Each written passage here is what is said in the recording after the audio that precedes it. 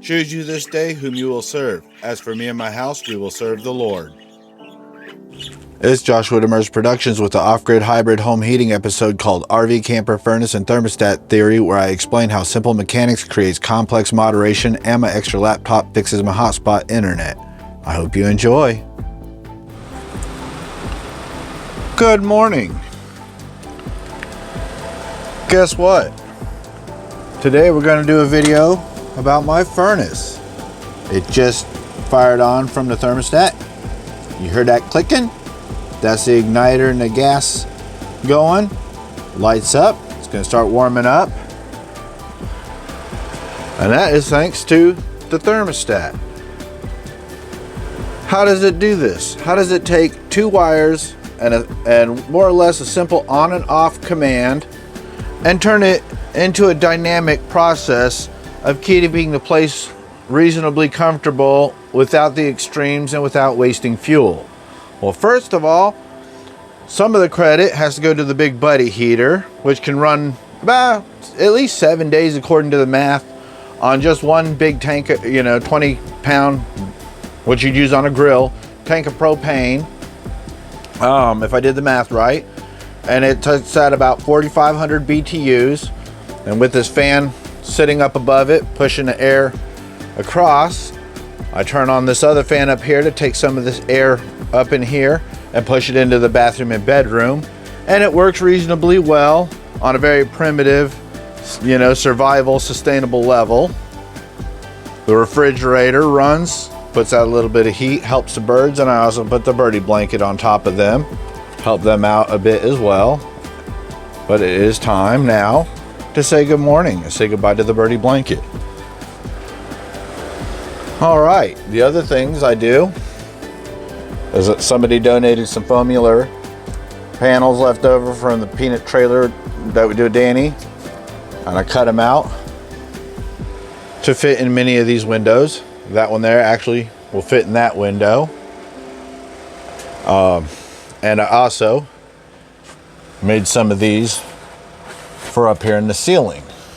Close the AC vents, put a blocker up there so none of the hot air will escape. Basically seal this place up, duct tape around all the corners for now until I actually get the materials I need to redo the floors. This was pretty clever, coming up in here and putting this stuff up in there, up along, so I have some rotted floor right there. I got the framing done, I just don't have the floors, so I'm just gonna peel all the floors up and just set them back down. I've already got the lumber. I'm just waiting for the timing and the weather to be a little better. I went ahead and picked my furnace duct up off the floor and cleaned it up so that I can fix the wheels on this. They were all jammed up with hair and stuff from the decades of use, and I finally took about, a half hour of sitting here picking and cleaning and oiling them up. But now I got it to where I can come slide up in here and actually use this as a table. So I'm going to lower it down to a more reasonable level and actually start sitting there and working on it, working with it, eating food, whatever.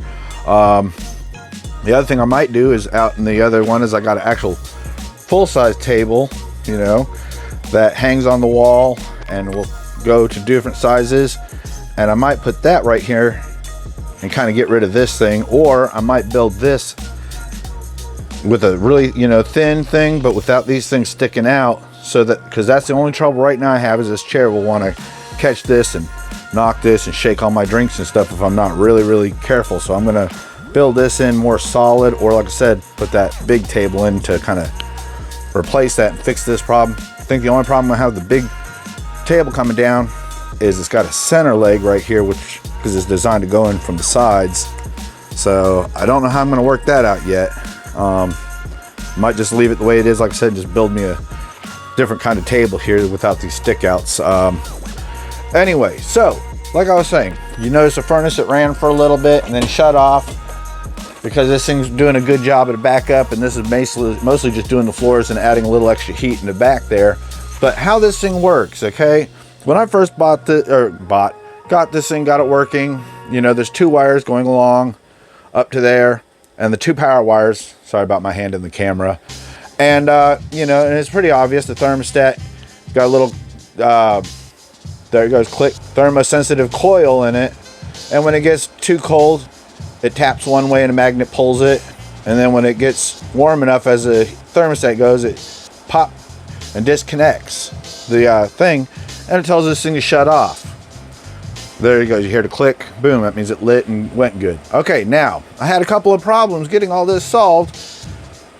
When I got this thing working right and I hooked it up to the thermostat, I started having problems. The problems I was having at the beginning was sometimes this would light, sometimes this wouldn't, and it seemed the more it would work, the more it would, but the longer it sat between cycles, the harder it would be to the less chances it had to fire up. Turned out to be the wiring in between this. It had like a piece of old telephone wire looking, you know, wire going up to this, and it must be super long. It probably goes up into the wall, up into here, up across there, and back down into there, you know, and it really should just go this way. Sorry about the ums. So I figured that out by touching these wires here, and every time it would come on, come over there, and then I started doing some resistance checking, and I'm guessing just, I don't know if the distance of the wire or just maybe it got old and started getting fractures in it or something, or, you know, a break where it got a staple or something in it, who knows. But I know that this is a little bit resistive sensitive now that I've done all this. That was the first step. So I just went ahead and ran me a new wire from right there to there, since it's, I mean, look at it, it's not a very big distance, it's behind all the cabinetry. I really don't understand why they didn't just run the, you know, original cable outside the wall. So now we got it over here. This is an interesting little device. This is that little coil I was talking about, and the little magnets on and off, simple enough. But what on earth is this thing? This is a predeterminer, I don't know. Anyway, this right here is a little bit of resistance, more resistance, less resistance, and this was really interesting. So what this does is it's got a little heater-ish in this coil. It runs a little bit of back current through this coil, and it heats up a little bit, and it, you know, before the temperature gets warm, it makes it want to click over, because the furnace is going to run for a little bit and still puts out some heat when this turns off. And you know, and you can basically adjust it to quicker cycles or longer cycles. This is a house one, not for RV, so I don't know if there's really any difference or not, but I got this, you know, basically for the longest cycles I can, you know, because you just heard it turn off and on quick. I thought that was problematic, but I think that's actually by design, and this is what I'll explain. So now that we know that this is actually shuts off earlier than the temperature actually gets there, and then cools down and clicks over, that will explain some of the quick cycling. See what I'm saying? Turned off already. That's in a house furnace, that would be problematic, but in a RV furnace, I think that this is becoming normal. Okay, so here's the other two ways this is dynamic, even though it's on off. You'd think, okay, well, that's simple enough. So that turns on, this turns on, blows out heat, that warms up, turns off, this thing turns off, stops putting out heat. Okay, well, it's a lot more complicated than, well, a little more complicated than that. Okay, this comes on, it turns on, but I'm convinced at this point that there's actually two stages of gas, you know, of intensity. The first one is the medium-ish, and it runs, I would say, for about 5 minutes. And then if this thing here, between the predeterminer and the actual temperature in here, doesn't tell this thing to turn the switch off after 5 minutes, this thing will assume, the circuitry on it, logic board, will assume that it's cold enough that this thing needs to go into second stage, and you'll hear a click, whoosh, and you hear this thing go into, you know, it'll sound like a bigger flame going. Then obviously, if that should be, when everything in the RV is sealed up and working right, it is enough to bring the temperature up to eventually turn this thing off, even below freezing, which it is right now, I can prove. All right, so you see what I'm, okay, so the third part of this is once the potentiometer reaches a point where it turns it, you know, tells this thing is warm enough, this thing will still run for about 3 minutes or so to do two things. One, just to clear the gases and everything, but also to push the heat, you know, keep it from being built up in that, cool it down basically and clear it out. But so safety and efficiency, you don't want all that heat just sitting there being wasted, so it pushes that heat in, but also that heat is also cooling down, but it's still warm. So if that cooler but warm air brings the temperature like it's doing right now down before this thing shuts off or shortly after, click, it comes back on, it fires back up onto the low mode for about 5 minutes. If that doesn't shut off and go back into the 3-minute cool down, you see what I'm getting at? And if it is longer than 5 minutes, that goes into heat, goes on, comes off, this runs for 3 more minutes, cooling down. If it goes this, so sometimes the fan on this never shuts off, but it doesn't mean it's burning 100%. Sometimes it's burning 50%. Sometimes it's actually burning 25% because it's only on 50% half the time. Shuts off 2 minutes, the gas 2 minutes, turns it back on for 2 minutes, turns it back off for 2 minutes. So you see what I'm saying? It's actually a dynamic system with a simple on-off 2-wire system. But the only real way this all works is if you can keep your heat inside your place. I can actually feel a little draft from over here, so I probably need to come up in and seal this up over here. I'm sure, you know, back here is going to end up needing some attention. I know I can feel some cold air coming down from there, and I already know that the little ports that I got sticking out for the furnace, it needs sealed. I never sealed it up this year because I just kind of still got some projects going on before I want to, you know, seal it. I'm sure the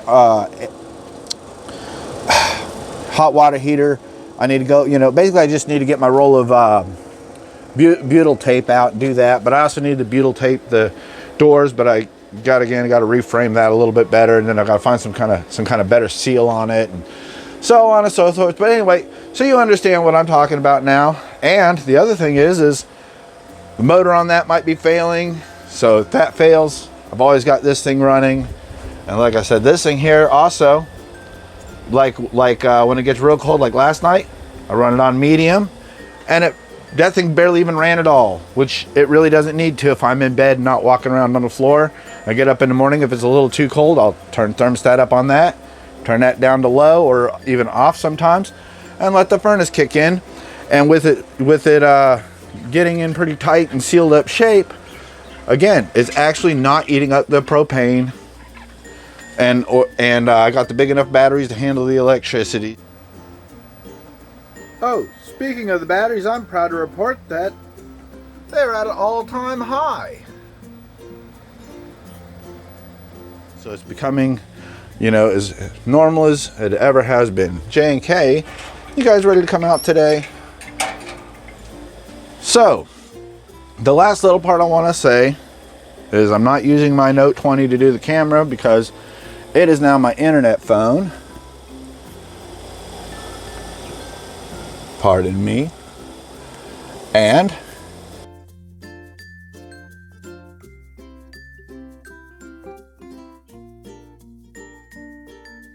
it is now USB tethered to my laptop.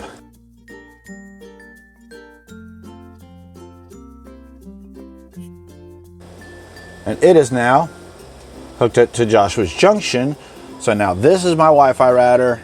That's only just doing the internet through the cable.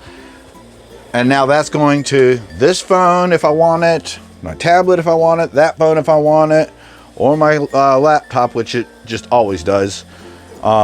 So this has been a pretty awesome upgrade, because I think what was happening was the phone was just working too hard. It was doing too many things with the weaker signal on the cell and trying to transmit the hotspot. I'm sure those signals were kind of interfering with each other a little bit. It was working hard on the processors. It was making that phone get real hot. Plus, by the time I got all the way out to the back of the bedroom, the signal was getting kind of weak with the tablet in bed.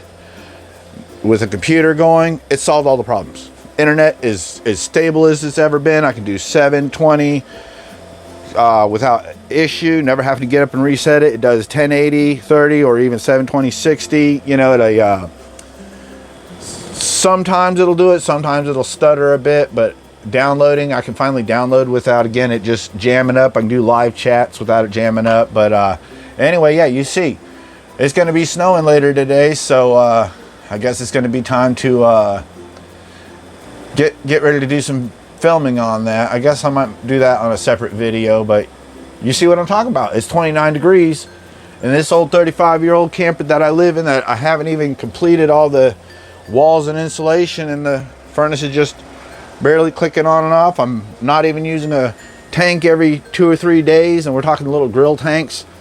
And a lot of it is the fact that I got this thing hooked up nice and tight. Every little bit of heat coming out, that's going through insulated ducts in very well positioned spots. You know, I've discussed it before, and I think I should go ahead and do it since we're talking about the furnace and all its little features. It doesn't go through the floor anymore. I've actually got it going through as many soft angles as possible, shooting right out here. And you know, I ordered some vents for these things, but they just never came in the mail. And at this point, I just don't even worry about them. I got that little deal right there. I got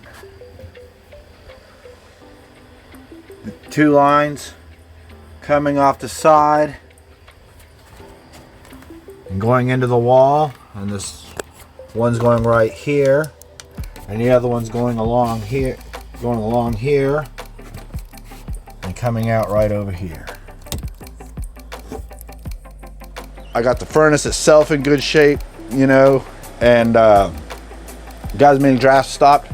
But the big buddy heater, just tossing off a constant 4,500 BTUs at 7 days off of a tank, is a real lifesaver and a real propane saver. And obviously propane equals money. So J&K, it is time to enjoy the heat and move on with the day-to-day. Good morning, J&K. Guess what? I've left something out and forgot about it. Yeah. Alright, you know, I need a new fan for my computer. In fact, when I play some hardcore 3D gaming, it even shuts down if I forget to do this. I'll put me a little fan right here, and that actually works great for right now. But I need to get a new fan, but man, I'm afraid to order stuff in the mail still.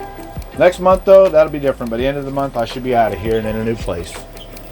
All right, J&K, that's all we got to say today. Look at this stupid crap. I'm sitting here for like 10 minutes now, just simply trying to get the files from this phone to this tablet so I can start editing.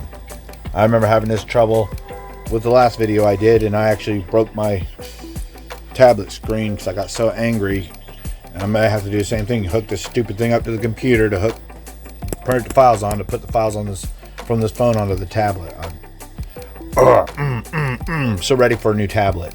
Actually, I'm ready for these stupid apps to stop forcing you to update everything to do anything. That's another thing. The stupid Samsung sign-in garbage. It won't let me sign in with Google because it wants an old phone number that I haven't used in frigging a decade. And even if I can, when I do remember it.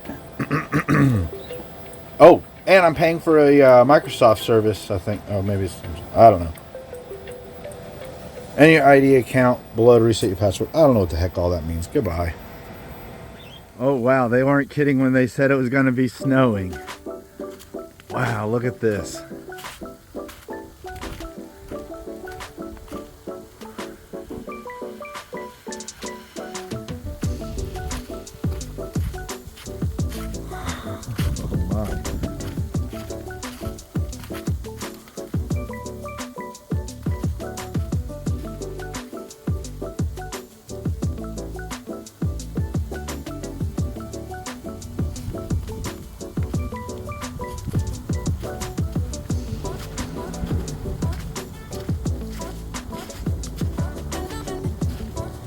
Oh, it's pretty slippery too.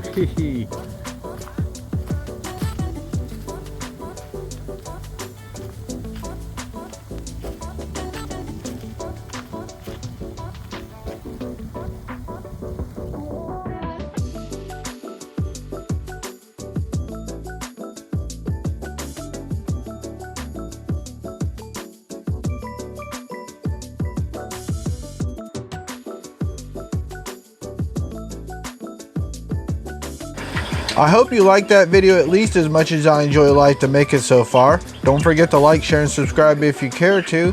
J and K, boy, you guys are a bunch of happy birds today, aren't you? Yes, sir, it is freezing outside and we are nice and warm and comfortable, happy, content, with plenty of fuel and the availability to keep that fuel keeping us comfortable thanks to all of the work I've put into it.